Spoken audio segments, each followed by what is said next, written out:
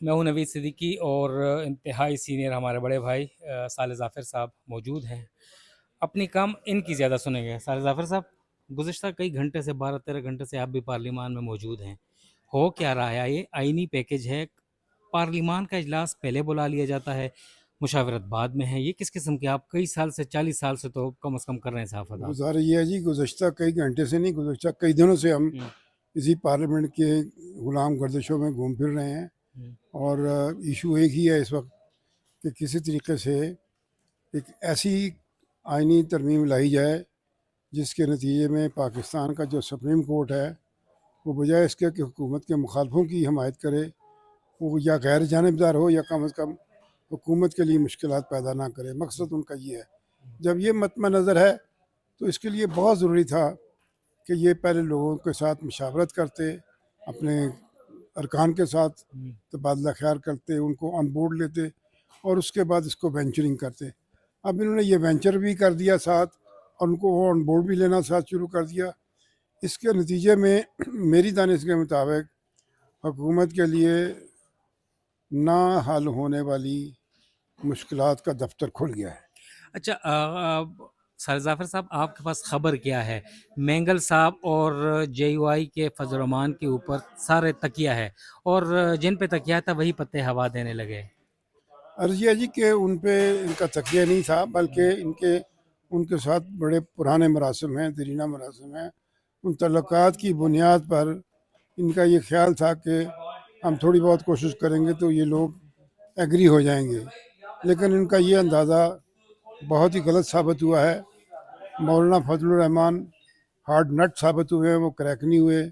اسی طرح بلوچستان کی جو پارٹیاں ہیں، آپ کو پتہ ہے وہ پہلے ہی سے بڑی مشتعل ہیں اور خفا ہیں ان کے ساتھ. تو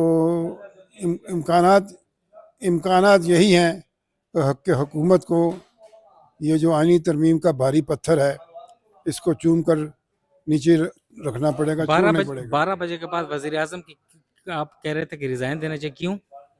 میں نہیں کہہ رہا تھا، یہ سیاسی اصول ہے. اخلاقی طور پر جب ایک اتنا بڑا انہوں نے مشق آزمائی کی ہے اور اس میں ناکام رہنے کا مطلب یہ ہوگا، اس میں ناکام رہنے کا مطلب یہ ہوگا کہ ان لوگوں کو اس پارلیمنٹ میں اب اعتماد حاصل نہیں رہا. جب پارلیمنٹ میں اعتماد حاصل نہ رہے تو حکومت کے لیے اقتدار پہ بنے رہنا مشکل ہو جاتا ہے، بلکہ بعض صورتوں میں ناممکن ہو جاتا ہے. اگر آج ایک مفروضے کے طور پر میں عرض کرتا ہوں کہ یہ جو آئینی ترمیم کے لیے ان کی کوشش ہے، یہ اگر ناکام ہو جائے اور ان کو اس بات کا اعتراف کرنا پڑے کہ یہ ہم اس میں ناکام ہو گئے ہیں، تو بتائیے پوری قوم جس کو انہوں نے ٹینٹر ہک کے اوپر لٹکایا ہوا تھا پچھلے کئی دنوں سے، اس قوم کو کیا جواب دیں گے؟ اور اس کے نتیجے میں سمجھتا ہوں کہ ایڈمنسٹریشن کے لیے چلنا بہت دشوار ہو جائے گا. صالح ظافر صاحب، کیا ہے اس آئینی پیکج میں؟ اصلاحاتی پیکج کو بہت خطرناک چیز ہے کہ کوئی راضی نہیں ہو پا رہا اس کے اوپر. دیکھیں جی، آئینی پیکج جو ہے یہ کم از کم کوئی 22 دفعات کا احاطہ کرتا ہے. اس میں ایک دفعہ نہیں ہے، اس میں مختلف چیزیں ہیں جن میں ملک کے پورے عدالتی نظام کا جو سٹرکچر ہے اس میں بنیادی تبدیلیاں لانے کی بات کی گئی ہے. تو یہ ضروری نہیں ہے کہ ہر شخص کا، ہر گروپ کا، ہر پارٹی کا ہر بات سے اتفاق ہو. کسی کو کسی سے اختلاف ہے، کسی کو کسی نقطے سے اختلاف ہے. تو ایسی بے شمار چیزیں ہیں، اب ان کا کیا شیخوار جائزہ لیا جائے تو ایک سے زیادہ معاملات ہیں. اور یہی تھا کہ چیف جسٹس آف پاکستان کو 3 سال کی توسیع دینا اور کچھ بیوروکریٹس کو، اسٹیبلشمنٹ کو نوازنا، اس میں اس قسم کی چیزیں ہیں. کیا یہی واقعی اس کی وجہ سے یہی امر مانے ہیں؟ دیکھیے، جہاں تک اسٹیبلشمنٹ کو نوازنے کی بات ہے، اسٹیبلشمنٹ آپ کی جو ہے وہ اس طرح کی کسی آئینی ترمیم کی محتاج نہیں ہے. جہاں تک چیف جسٹس کا معاملہ ہے، وہ یقیناً ایک ایسی چیز ہے کہ جس میں ان کو اس کے بغیر ان کا گزارا نہیں ہے، اور اگر وہ نہ ہوا تو تب بھی اس حکومت کے لیے آئندہ 2 مہینے کے بعد اقتدار پہ رہنا بہت ہی مشکل ہو جائے گا. آخری سوال صالح ظافر صاحب، 3 مرتبہ اجلاس ری شیڈیول ہو چکا ہے، کابینہ نہیں ہوا، سینٹ کا اجلاس نہیں ہوا، قومی اسمبلی نہیں ہوا. کیا سمجھتے ہیں؟ آپ کو یاد ہو کہ 2 ماہ پہلے خواجہ آصف نے کہا تھا کہ کانسٹیٹیوشنل میلٹ ڈاؤن ہونے والا ہے، کیا سمجھتے ہیں کہ یہی ہے میلٹ ڈاؤن؟ دیکھیے جی، کانسٹیٹیوشن میلٹ ڈاؤن جو ہے اس کا ایک حصہ ہے. کانسٹیٹیوشن میلٹ ڈاؤن جو ہے وہ بڑی وسیع اصطلاح ہے، لیکن بہرحال یہ آپ کہہ سکتے ہیں کہ حکومت کی ناکامی کا اعلان ہوگا اگر یہ آج آئینی ترامیم نہیں ہوتی. بہت شکریہ جی. آپ نے صالح ظافر صاحب کا ہم ترین اور دبنگ تجزیہ سنا، اور پارلیمان کی راہداریوں میں، لابیز میں، پریس گیلریز میں موجود ہیں گزشتہ کئی گھنٹوں سے، اور آج مزید اس موضوع کے اوپر مختلف جرنلسٹ سے، جو سینئر جرنلسٹ ہیں، تجزیہ کار ہیں، ان سے گفتگو کر کے آپ کو ان کی آراء سے آگاہ کریں گے. 3 مرتبہ اجلاس ری شیڈیول ہوا ہے، گزشتہ کئی گھنٹوں سے آپ بھی ادھر ہیں، میں بھی ہوں. کیا ہونے والا ہے؟ پیش ہو جائے گا؟ نہ ہوا تو پھر کیا ہوگا؟ دیکھیں، ایک تو اس میں مطلب ایسی جلدی نہیں ہوتی. بعض اوقات کسی آئینی ترمیم کے لیے 10 مہینے بھی لگے ہیں، تو ہم فوری طور پر اس کا ایکسپیکٹ نہ کریں، توقع نہ رکھیں کہ فوری طور پر سب کچھ ہو جائے. سیاسی جماعتیں سوچنے کے لیے وقت لیتی ہے. لیکن اس وقت مولانا صاحب کے ہاتھ ایک موقع یہ بھی آیا ہے کہ وہ کافی عرصے سے اگنور ہو رہے تھے. ان کی پولیٹیکل اسٹرینتھ بھی بہت کم ہو گئی ہے، یعنی ان کے پاس بہت کم ممبران ہیں پہلے کی نسبت.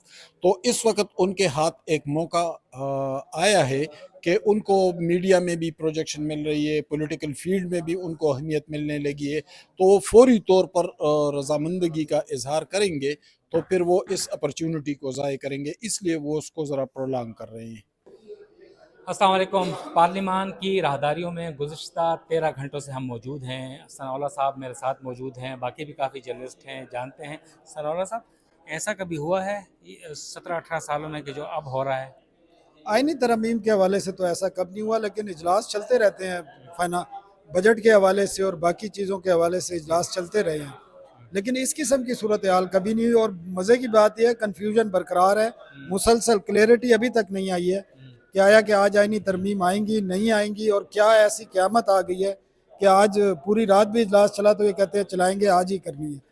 آج کے پورے دن کے بارے میں بتائیں، کتنی مرتبہ کیبنٹ، نیشنل اسمبلی، سینٹ اور دیگر اجلاس ری شیڈیول ہوئے؟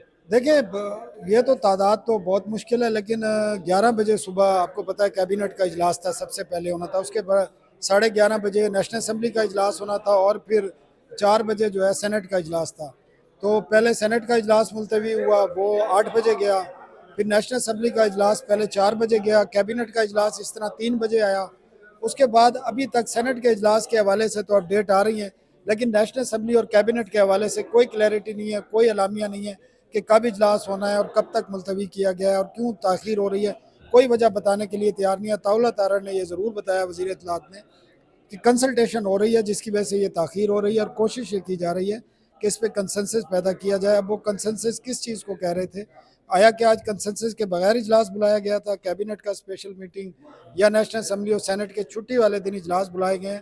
تو یہ کنسنسس کے بغیر تھے، اس کا وہ جواب نہیں دے سکتے. ثناء اللہ صاحب کبھی ہاں کبھی نہ. مولانا صاحب کے بارے میں کہتے ہیں کہ وہ مان گئے ہیں، پھر کہتے ہیں کہ نہیں مانے. جی، مولانا صاحب رات کو گزشتہ مان گئے تھے، جس کی وجہ سے یہ اجلاس بلائے گئے تھے. آج جو اب سمجھ نہیں آ رہی کہ آج مولانا صاحب نے کون سی گیم کھیلی ہے کہ اتنی تاخیر سے وہ اب سے تھوڑی دیر قبل ہی پارلیمنٹ پہنچے ہیں، اور انہوں نے پی ٹی آئی سے بھی لمبی میٹنگز کی ہیں، حکومتی ٹیم سے بھی لمبی میٹنگ کی ہیں، اور جو ان کے سیکرٹری جنرل ہیں شاید غفور حیدری، ان کا یہ کہنا تھا کہ ابھی تک انہیں جو فائنل آئینی ترمیم کا مسودہ ہے وہ نہیں ملا. ثناء اللہ صاحب، اس آئینی ترمیم میں ہے کیا؟ بڑی چیزیں کہہ رہے 22 ترامیم ہیں، چند گنوا سکتے ہیں کہ جس پہ واقعی کسی کو اعتراض ہو سکتا ہے؟ کتنی خراب یا اتنی سخت ترامیم ہے کہ کوئی بھی نہیں مان رہا؟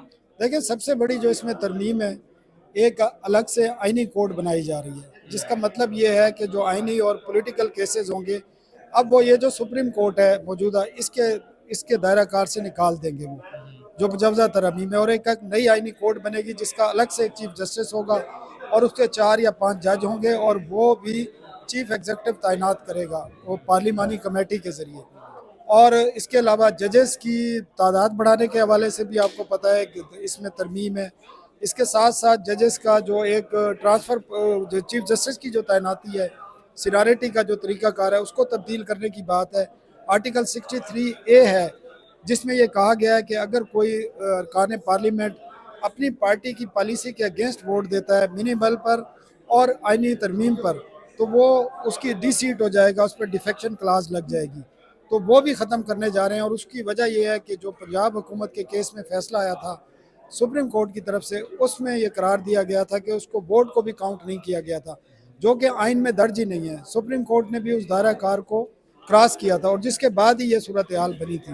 تو اس قسم کی ترامیم ہے. اور ہائی کورٹ کے حوالے سے بھی ترامیم ہے کہ ہائی کورٹ کے کسی بھی جج کو کسی بھی صوبے میں ٹرانسفر کیا جا سکتا ہے, بھیجا جا سکتا ہے. سنا ہے کہ مولانا فضل الرحمان چیف جسٹس کی ایکسٹینشن کے علاوہ ہر چیز پہ راضی ہیں. میرا نہیں خیال کہ مولانا فضل الرحمان کو اس قسم کی کوئی, اور نہ کوئی اس قسم کی کوئی ترمیم کی ابھی کسی نے تصدیق کی ہے. وہ اس میں یہ ضرور تھا کہ سپریم کورٹ اور ہائی کورٹ کے جو ججز ہیں ان کی عمر بڑھانے کے حوالے سے بات ہو رہی تھی کہ 65 سال سپریم کورٹ کے جج کی ریٹائرمنٹ کی عمر ہے اور ہائی کورٹ کے جج کی ہے 62 سال عمر.